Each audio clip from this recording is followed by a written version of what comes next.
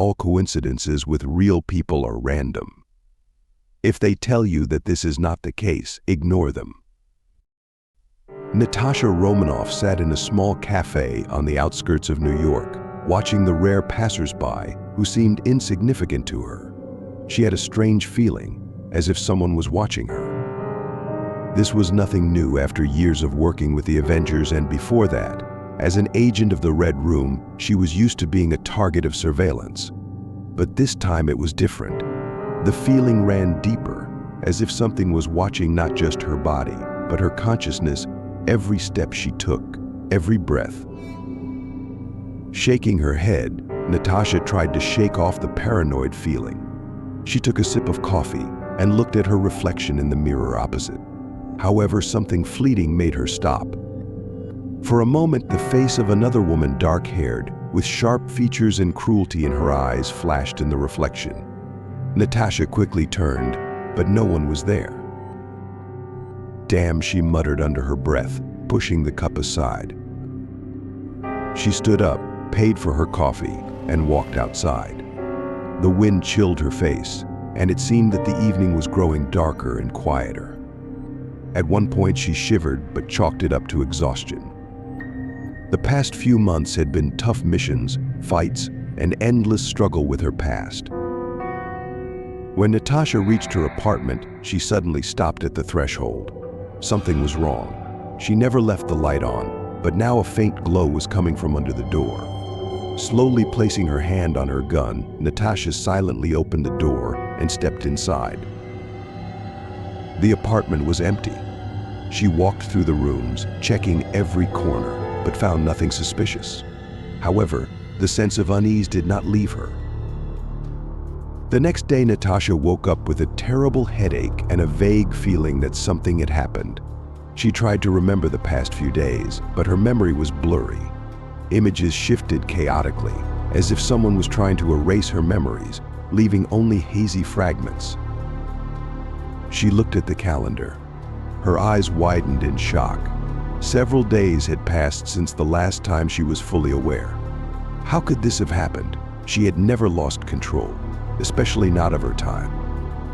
She was a trained fighter, used to any situation. Natasha reached for her phone to call one of the Avengers, but when she unlocked the screen, her heart stopped. Messages, calls, all contacts, everything was gone. The phone was completely empty, as if she had just bought it. Panic began to rise inside her. What was happening to her? Clearly, someone was playing with her life, but how far had it gone? Suddenly, there was a knock at the door. Natasha turned sharply, drawing her gun. But when she opened the door, she saw a young man in a suit. "Miss Romanoff," his voice was calm, but something sinister gleamed in his eyes. "You need to come with me."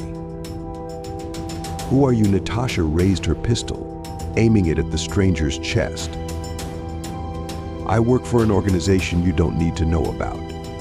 But it's better if you cooperate. It will save a lot of time and energy." Natasha didn't know how to react.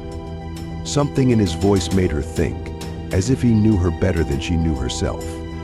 For a moment, she felt reality closing in around her, and then everything disappeared.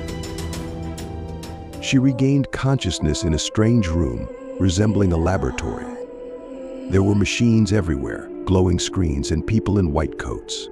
Pain pulsed in her temples, but Natasha quickly realized she had been restrained. She jerked sharply, but the straps on her hands and feet were tight. "What have you done to me?" Her voice came out unexpectedly quiet.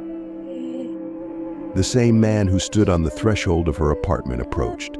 He was now without the suit, and there was something almost sympathetic in his eyes. "We don't want to harm you, Natasha. We're just trying to help." "Help?" she smirked, trying to hide her fear. "Help by erasing my memory.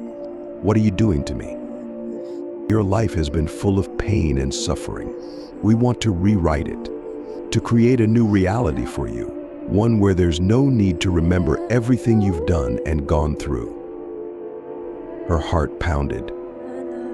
They were trying to erase her life, rewrite everything she knew. But why? Who was behind this? "Who are you?" Natasha asked, holding back her anger. "We are the shadows," the man replied, looking at her coldly. "We exist to rewrite the lives of those who have become unnecessary, those who should no longer remember the truth."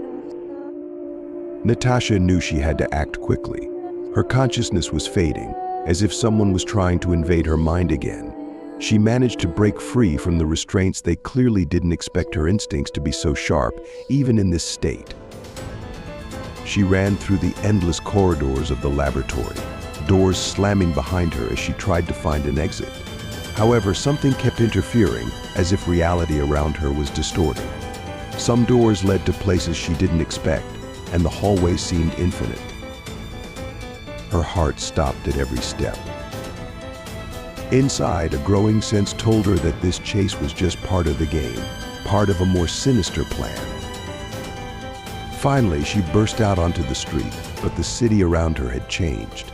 It was no longer the New York she knew. The buildings were strangely crooked, the sky dark and ominous, and there wasn't a soul on the street.